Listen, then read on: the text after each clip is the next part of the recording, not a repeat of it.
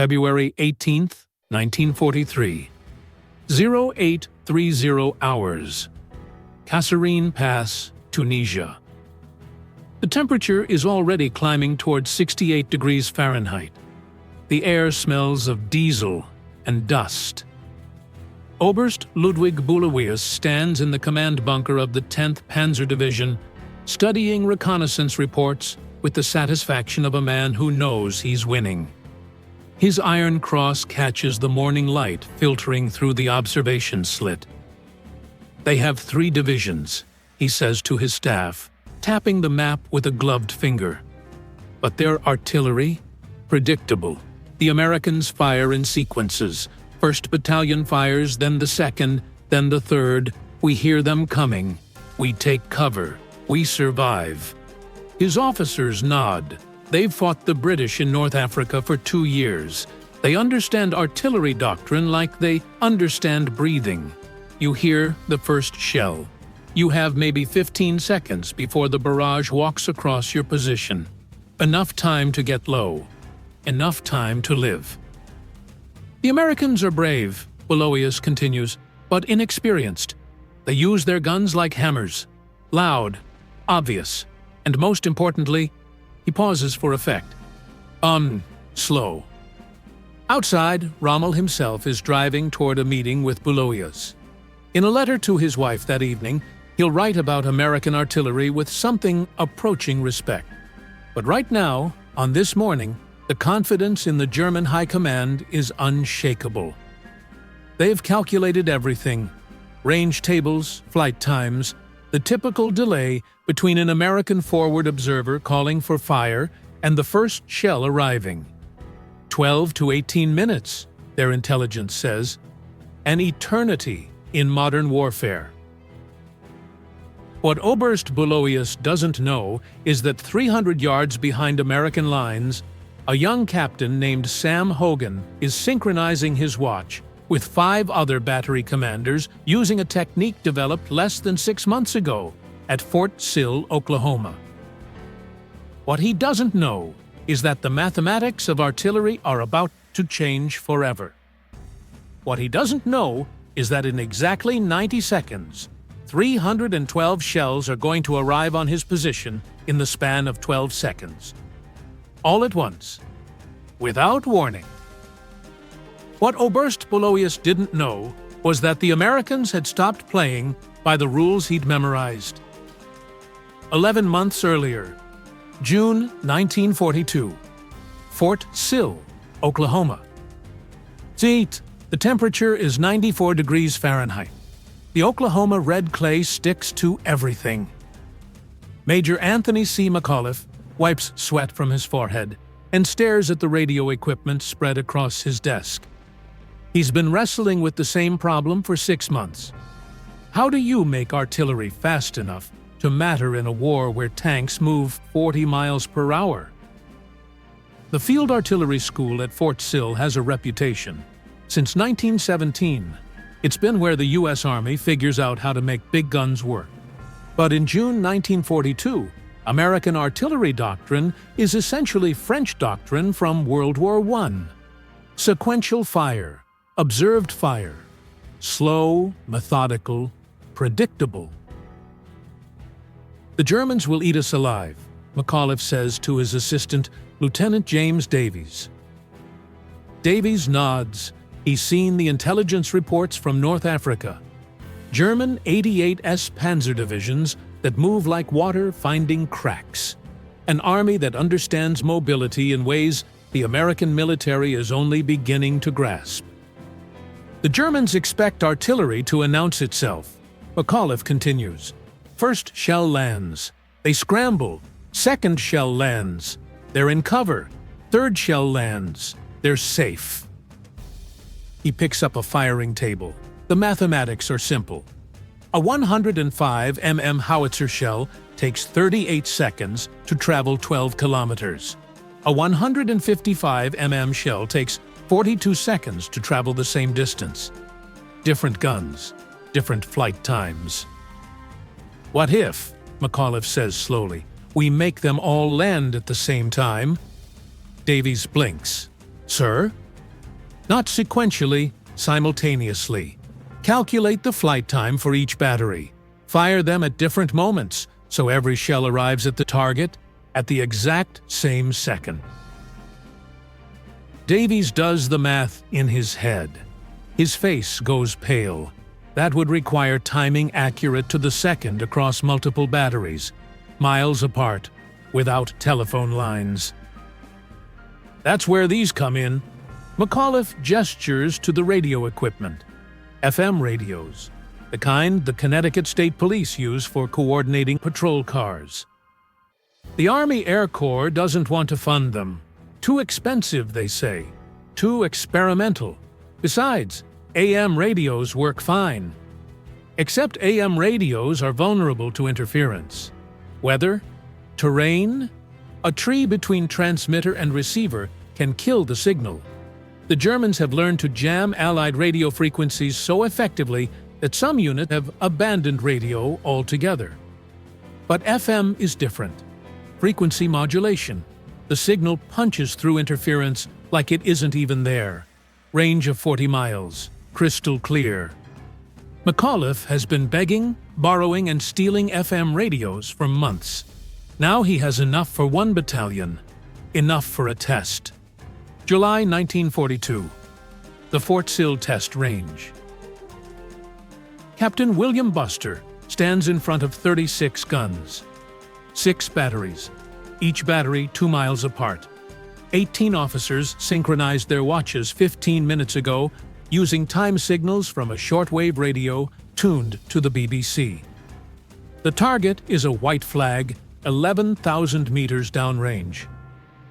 Buster holds a stopwatch in one hand, a radio transmitter in the other. The morning air is still cool, 72 degrees Fahrenheit. Smells like cordite from the previous night's training exercises. All batteries, this is Fire Direction Center, Buster says into the radio. Time on target in 30 seconds. I say again, time on target in 30 seconds. Mark. Each battery commander is doing identical calculations. Flight time from their position to the target. Subtract that from 30 seconds. That's when they fire. Battery A, closest to the target, 28 seconds of flight time. Fire in 2 seconds. Battery F, farthest from the target, 35 seconds of flight time. Fire now. The countdown continues in Buster's voice. Calm, methodical, like a conductor counting down to the first note of a symphony. 10, 9, 8. Batteries F, E, and D have already fired. Their guns are silent now. Crews watch the sky. 5, 4, 3. Batteries C and B fire. The shock wave ripples across the test range. 2, 1, impact. Every observer is staring at the white flag downrange. Nothing happens. Then the sky above the target turns black. Not sequentially. Not one after another. All at once. 36 shells arrive in the span of 4 seconds. The sound isn't boom, boom, boom. It's a single, rolling, endless boom that shakes the ground a mile away. When the dust clears, the white flag is gone. So is the truck it was attached to. So is the 30-foot circle of earth around it. In the observation bunker, General Leslie J. McNair, Chief of Staff of Army Ground Forces, lowers his binoculars. He's been in the Army since 1904. He's seen every artillery innovation of the 20th century. Gentlemen, he says quietly, I believe we just changed warfare. McAuliffe allows himself a smile, but only a small one, because now comes the hard part. They have to teach this to an army of 500,000 men in less than a year, before American troops face German guns in actual combat. They have to manufacture thousands of FM radios. They have to train forward observers to work with infantry. They have to convince the old guard, the officers who learned artillery in the last war, that everything they know is obsolete. And most importantly, they have to keep it secret. Because if the Germans learn about time on target before American forces deploy, the element of surprise disappears. October 1942. Fort Bragg, North Carolina.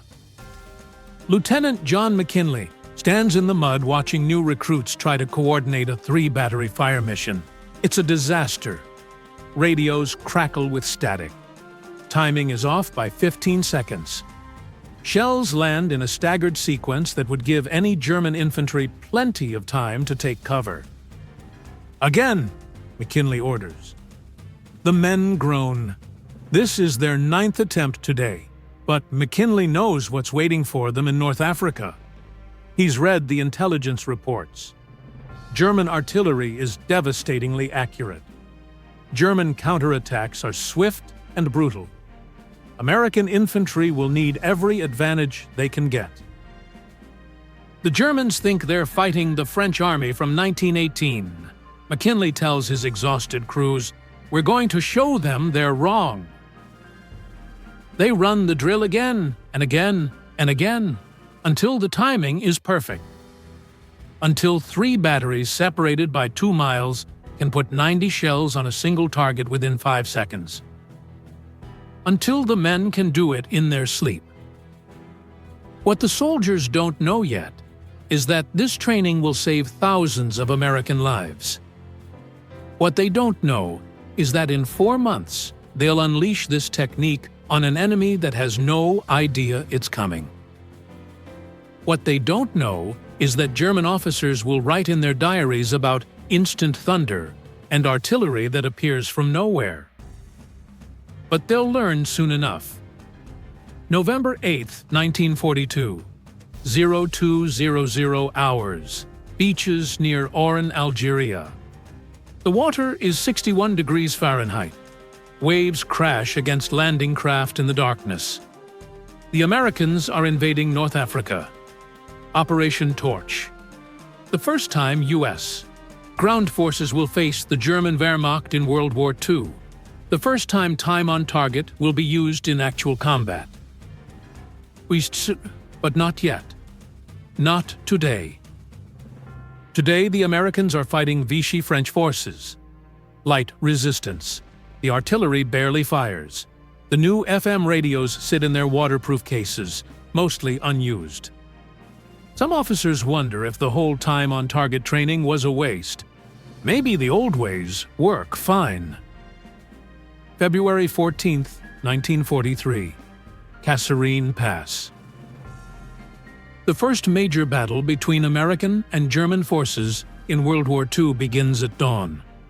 The Germans attack with 160 tanks, battle-hardened veterans who've been fighting since 1940.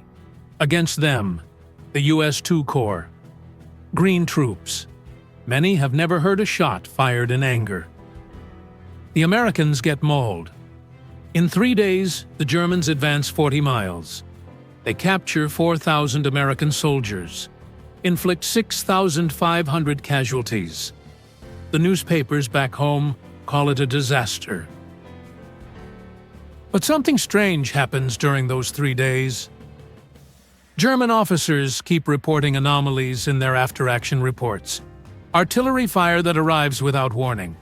Entire battalions firing simultaneously instead of sequentially. Casualties that are inexplicably high given the Americans' supposed inexperience. Oberst Baloyus mentions it in his diary. American artillery coordination exceeds expectations. But the Germans are winning. They're pushing the Americans back, so the reports get filed away.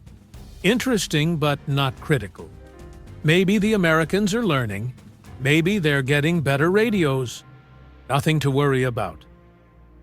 The Germans are making the same mistake Japan made at Midway, assuming that early victories mean permanent superiority. February 22, 1943.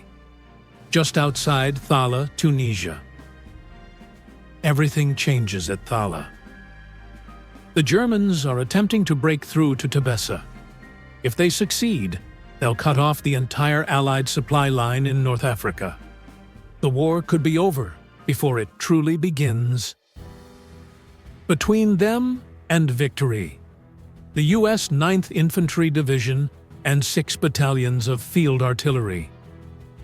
Major General Erwin Rommel arrives at the front personally. The Desert Fox, the man who's humiliated British forces for 2 years. He's here to deliver the killing blow. At 1600 hours, German panzers begin their assault. The Americans are outnumbered 3-1. Captain Sam Hogan is in the fire direction center. He's got 18 batteries under his control, 72 guns, scattered across 5 miles of front. The Germans are advancing in a classic panzer wedge. Tanks in front, infantry following. Textbook. Hogan gets on the radio. All batteries, time on target on grid Foxtrot 7-9er. Countdown begins in 90 seconds. Each battery commander receives the message, calculates flight time, does the math. Battery commanders synchronize. Some are firing from 6 miles away, some from 3 miles away. Different guns, different ammunition, different flight times. But all of them will arrive at grid Foxtrot 7-9er at the same instant. The German panzers are completely unaware. They're watching for the telltale puffs of smoke that indicate artillery is firing, listening for the first shell to land so they can estimate where the barrage will walk. At 16:07 hours, Hogan begins the countdown. 60 seconds, mark. Far behind the lines, out of sight of the German spotters, artillery batteries start firing. Not all at once. Staggered. The farthest batteries fire first. The closest batteries fire last. 30 seconds. More guns fire. The German tanks keep advancing. They haven't heard anything unusual yet. Some distant rumbling. Normal background noise of a battlefield. 10 seconds. The last batteries fire. The shells arc overhead. Invisible. Silent. 5, 4, 3, 2, 1. Impact. 312 shells arrive simultaneously on a 200-meter square of Tunisian desert. The German panzer column simply ceases to exist. No warning, no time to scatter. 1 second, there's an armored spearhead. The next second, there's a rolling wall of fire that sounds like the earth splitting open. 23. Panzer IVs destroyed or disabled. Hundreds of infantry casualties. The entire German momentum stops like it hit a brick wall. A German artillery observer, standing 2 miles away, later writes in his report, "Method unknown. No forward warning. Suspect American aircraft delivered bombs, but no aircraft observed." They literally cannot conceive of artillery that arrives without warning. This is where the German assumptions begin to unravel. Over the next week, American artillery repeatedly delivers taut missions. The Germans adapt by increasing dispersion, keeping vehicles farther apart, moving faster. But here's what the Germans don't understand. TOT isn't just about the surprise, it's about the mathematics. When artillery fires sequentially, troops have time to move, take cover, spread out. The effectiveness of each shell is reduced because targets aren't where they were when the first shell landed. When artillery fires simultaneously, every shell hits targets that haven't moved yet. Maximum concentration of force, maximum casualties. The Germans are taking losses 300% higher than they should be given the number of American guns. And the Americans are just getting started. March 1943. The 2nd Corps gets a new commander, Major General George S. Patton. Patton is abrasive, egotistical, theatrical, but he understands one thing better than almost anyone in the U.S. Army: violence of action. He looks at the TOT capabilities and immediately sees the offensive potential.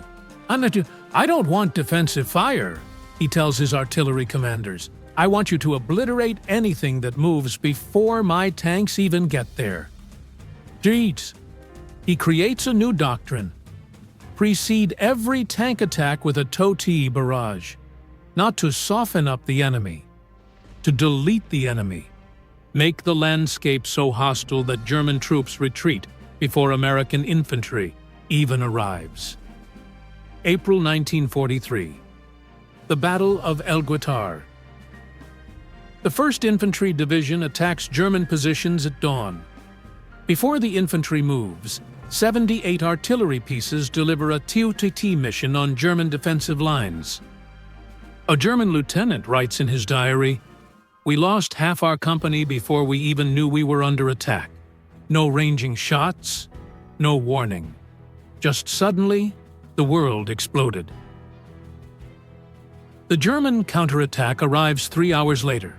Patton expected this. He's holding 5 artillery battalions in reserve specifically for this moment. The German Panzers advance. American forward observers hidden in the hills, radio coordinates. The countdown begins. The German tanks are moving at 20 miles per hour when 420 shells arrive simultaneously along a 2-kilometer stretch of road. The attack stops. Literally, stops.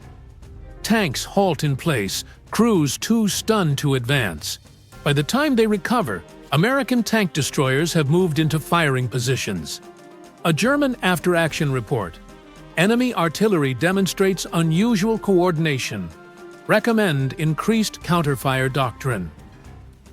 But here's the problem for the Germans. Counterfire doctrine requires you to spot where the enemy guns are firing from.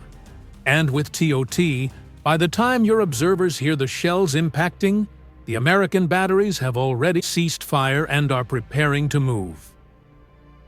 The German artillery doctrine is built on World War I principles. You take return fire because that's the price of firing. You accept casualties because that's how artillery works. The Americans are rewriting those rules in real time. The Germans think the Americans are just getting luckier. The Germans think they'll adapt. The Germans think this is a temporary advantage that will fade as they learn American patterns. They're wrong on all 3 counts. Because the Americans aren't done innovating, they're adding a second element to the equation. May 1943. The final offensive in Tunisia. American forward observers are now using L-4 observation aircraft. Small, nimble planes that can spot German positions from 3,000 feet up. The Germans have nothing comparable in service. Their Fieseler Storch could do it, but it's too expensive to mass produce, and Allied air superiority means it would get shot down within minutes. So now American artillery can see 15 miles behind German lines, can spot batteries trying to set up, can call in TOT fire on positions the Germans thought were safely out of range.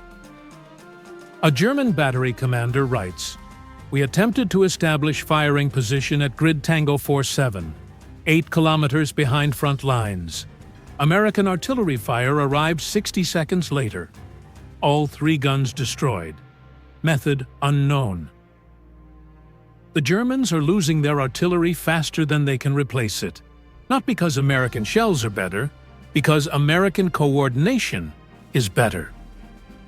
By the time Tunisia falls in May 1943, the Germans have figured out that something revolutionary is happening with American artillery, but they still don't understand the full extent. They think it's better radios. They think it's better training. They think they can replicate it. What they don't realize is that the Americans have a 9-month head start, thousands of FM radios already in service, and a doctrine that's being refined with every battle. What they don't realize is that Sicily is next, and Sicily is going to be worse. July 10th, 1943, 0300 hours, beaches of Gela, Sicily. The Mediterranean water is 73 degrees Fahrenheit. The air smells like salt and diesel. The Americans are invading Sicily with 180,000 troops, including the 45th Infantry Division from Oklahoma. The Germans are waiting. At dawn, German Panzer units launch a counterattack designed to push the invaders back into the sea. It's a classic strategy. Hit them while they're vulnerable on the beaches, before they can establish supply lines, before they can dig in. The attack should work. The Americans are still landing. Artillery is still being unloaded from ships. The Germans have 40 Panzer IVs and 30 Tigers. Against them, infantry with rifles and a few anti-tank guns. But the Americans have been planning for this. Offshore, aboard the USS Boise, artillery officers have charts showing every German approach route to the beaches. They have pre-calculated TOT coordinates for 17 different defensive missions. At 0615 hours, a forward observer radios. German armor advancing on Gela, Grid Hotel 3-4. It's one of the pre-calculated positions. Aboard the Boise, the fire direction officer doesn't need to do any math. He already has the solution. He gets on the radio network that connects him to 6 field artillery battalions that manage to get ashore overnight. All batteries, TOT on Grid Hotel 3-4. Countdown begins in 30 seconds. The German Panzers are moving fast. 40 miles per hour. They expect to reach American lines in 5 minutes. They've got 90 seconds. The countdown proceeds. Batteries fire in sequence. Shells arc across the morning sky. The German commander, standing in the cupola of his Tiger tank, is scanning for American artillery positions. He sees nothing. The batteries are hidden behind ridge lines, invisible from the beach. The shells arrive, not on his position. On the road, 600 meters ahead of him. The road he was about to advance down. 14 tanks destroyed or disabled in 11 seconds. The road is now impassable. Burning hulks blocking the path. The German commander makes the correct tactical decision. He diverts, takes an alternate route. But the Americans have already calculated that route. 2 minutes later, another TOT mission lands on the alternate road. 18 more tanks hit. The German counterattack fragments, individual tanks trying to find their own paths to the beach. No coordination, no mutual support. American tank destroyers pick them off one by one. By 1,000 hours, the German counterattack has collapsed. Of 70 tanks that began the assault, 43 are destroyed. The rest retreat. A German lieutenant named Werner Pluskat later writes in his memoir, "We attacked expecting confusion. We found precision, as if the Americans knew every move we would make before we made it." In a sense, they did, because the Americans weren't reacting to German movements. They were preempting them, calculating likely routes, pre-registering artillery, turning the approaches to the beach into pre-planned killing zones. This is the moment where the German High Command realizes they have a serious problem. Field Marshal Albert Kesselring, commander of German forces in Italy, issues a directive on July 15th. Enemy artillery demonstrates coordination capabilities significantly beyond previous assessments.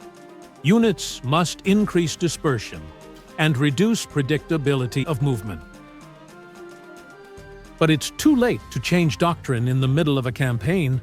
The Germans are already committed, already fighting, already losing. August 1943, the race to Messina.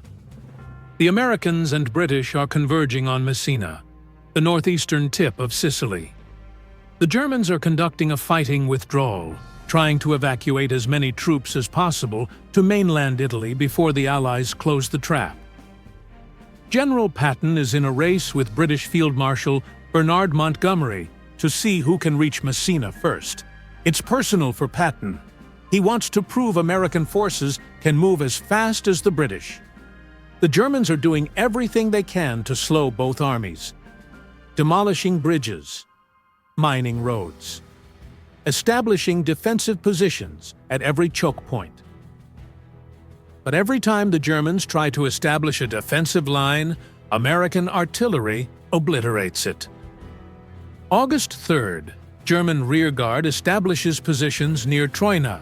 American WWII barrage delivers 890 shells in 37 seconds. German position abandoned within 2 hours. August 9th, German engineers attempt to demolish bridge near San Fratello. American forward observer spots them from L-4 aircraft.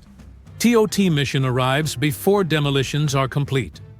Bridge captured intact.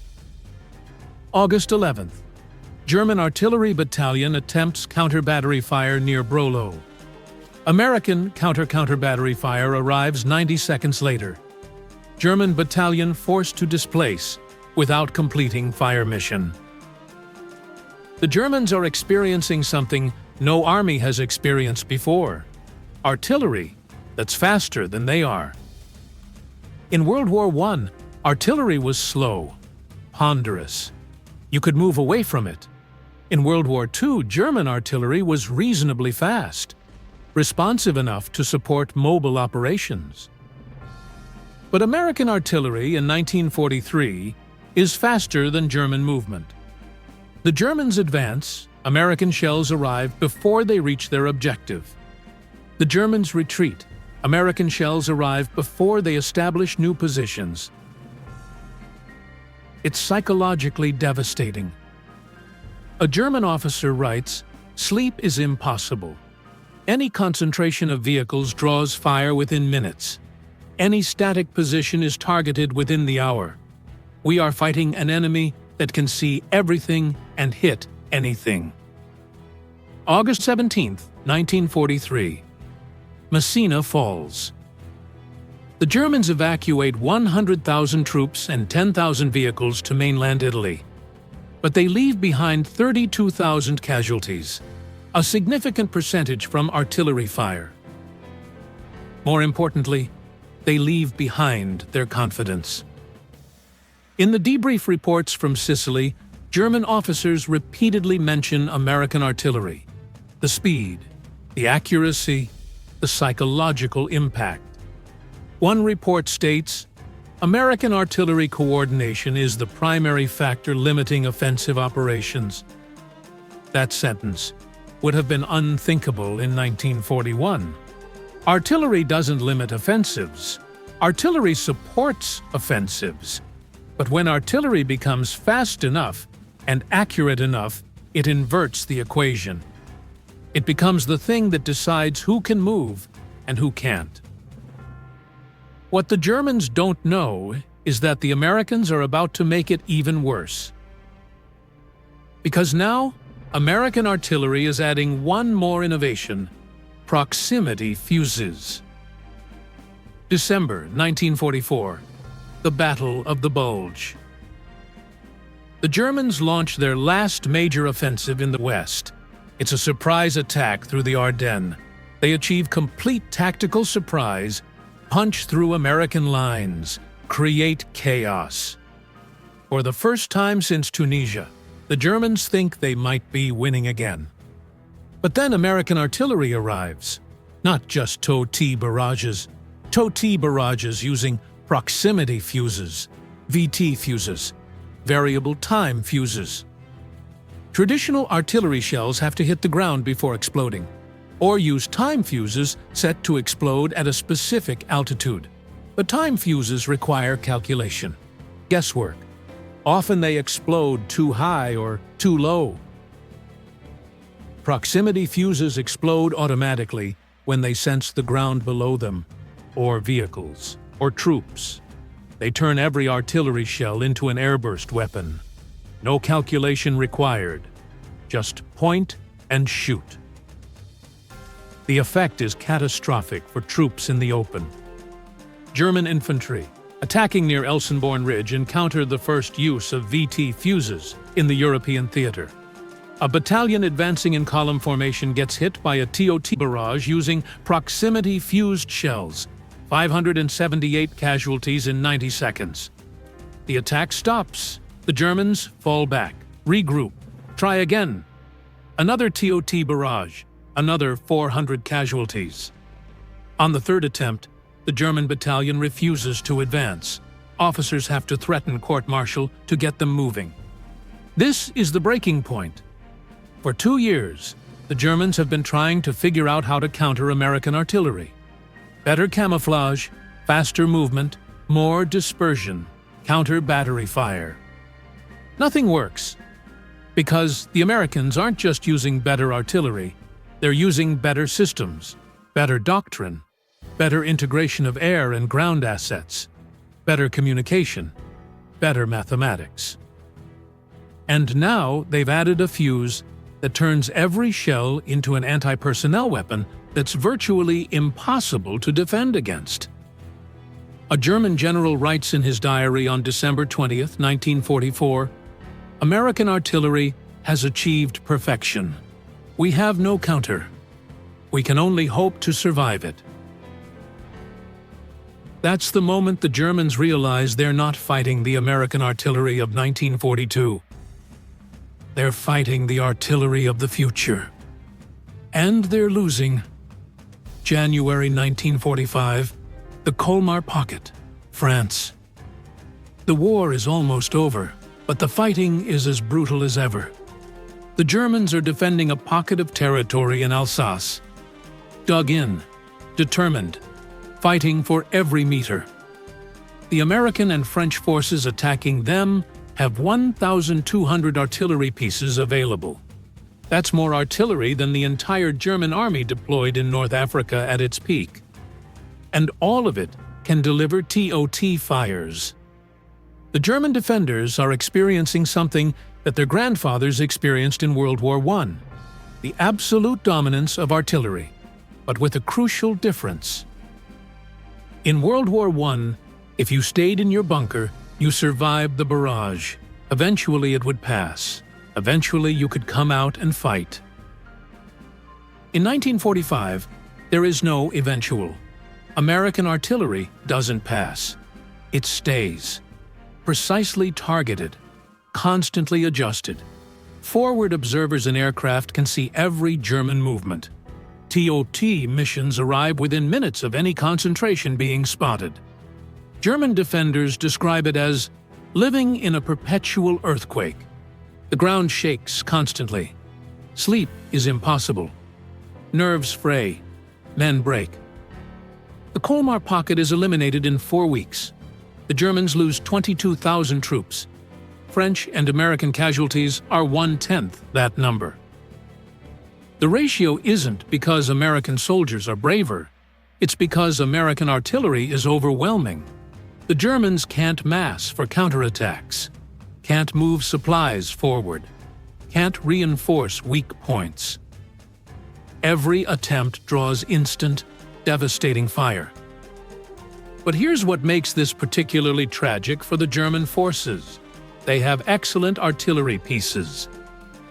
The 88 mm gun is arguably the best artillery/anti-tank weapon of the war. German 150 mm howitzers are superb. German gun crews are well-trained and experienced.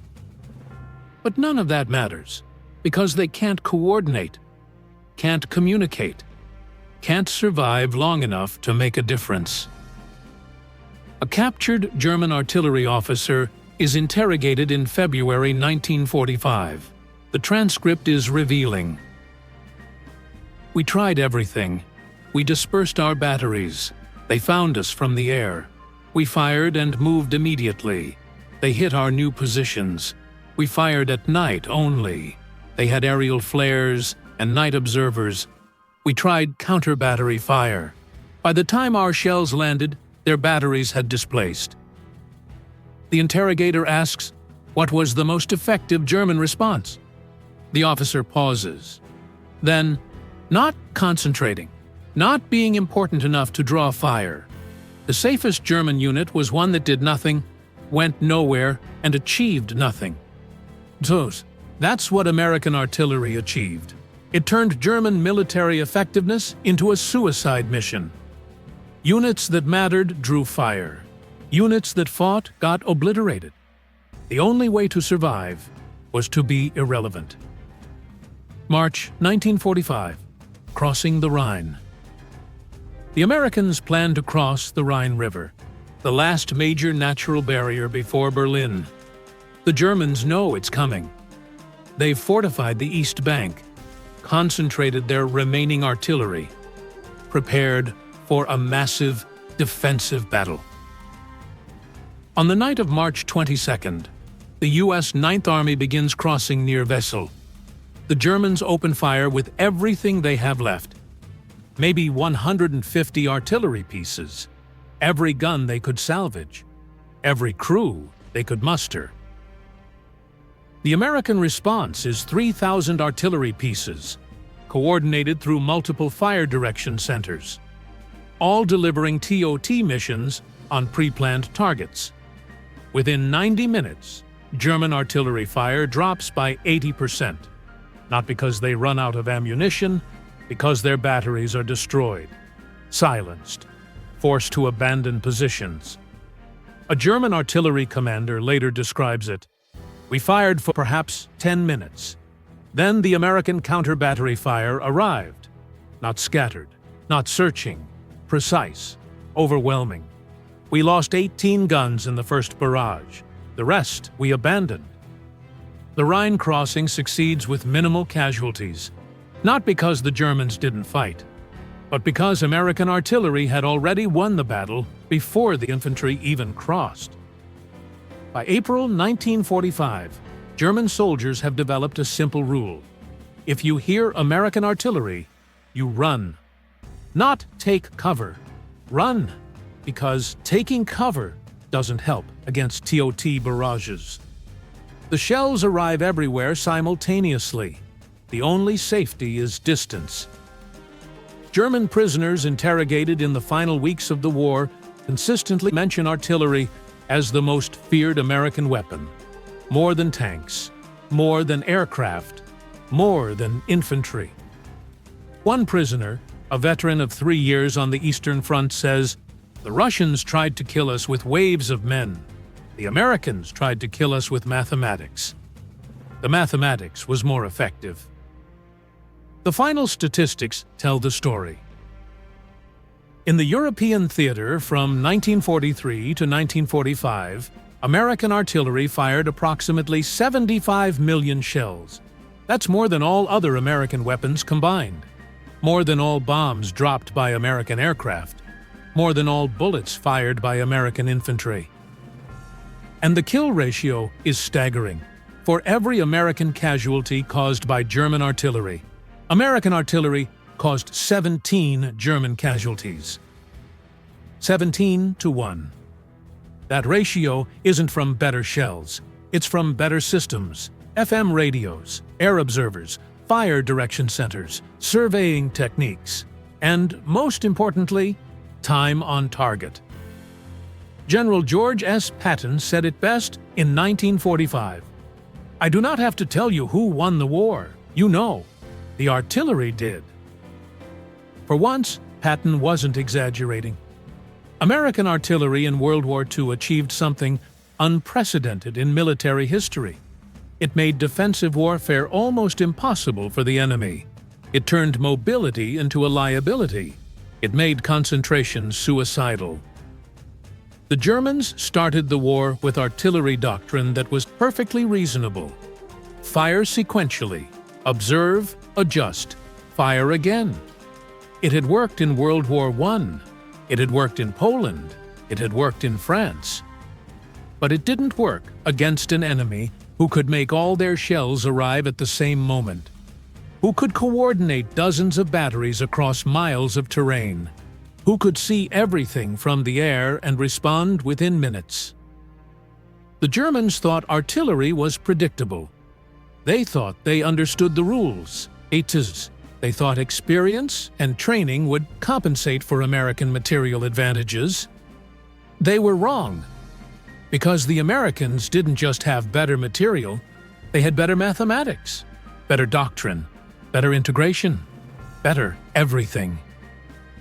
And by the time the Germans figured it out, it was far too late to catch up.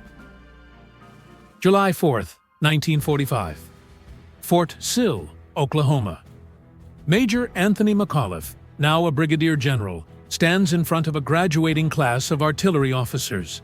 The war in Europe is over. The war in the Pacific is almost over.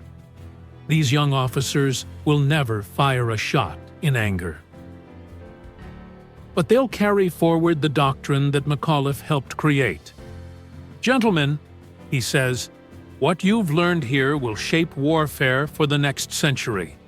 Not because artillery is the most destructive weapon, but because coordination is the most powerful force multiplier. He's right. Time on target becomes doctrine, not just for the U.S. Army, eventually for NATO, for any military that aspires to modern artillery operations. The basic principles, synchronized fire, centralized fire direction, distributed execution, become foundational to military thinking. But here's the deeper legacy. The Germans thought they lost to better radios, better equipment, American industrial might. And those things mattered, but they're not the core reason. The core reason is that the Americans approached warfare as a systems problem, not a weapons problem. They asked, how do we make artillery effective? And the answer wasn't build bigger guns. It was coordinate better. That insight, that integration matters more than raw power, becomes the foundation of modern American military doctrine. Combined arms, joint operations, network-centric warfare. All of it traces back to artillery officers at Fort Sill, who figured out how to make shells arrive simultaneously. The Germans had better tanks in 1944. They had better machine guns in 1944. They arguably had better infantry tactics in 1944. But they never had better artillery, and that made all the difference. Today, if you visit Fort Sill, there's a monument. It shows 6 gun crews firing in sequence.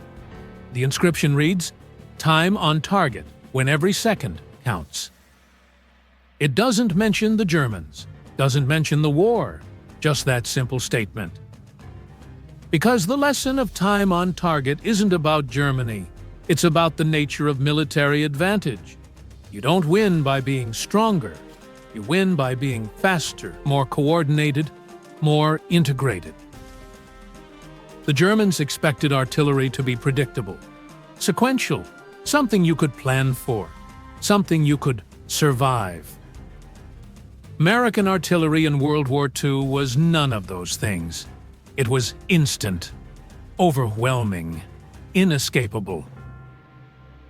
And once the first TOT barrage landed on that Tunisian desert in February 1943, the outcome of the war was never really in doubt. The Germans just didn't know it yet. They thought they were fighting an army. They were fighting mathematics. And mathematics doesn't lose. The sun sets over Fort Sill. The artillery ranges fall silent. But the legacy of those Oklahoma clay fields echoes through every modern military on Earth. Because on those ranges, in those sweltering summers of 1942, a small group of officers figured out how to make thunder arrive without warning. And once you've done that, once you've made the unpredictable predictable and the predictable obsolete, you haven't just won a war. You've changed warfare forever.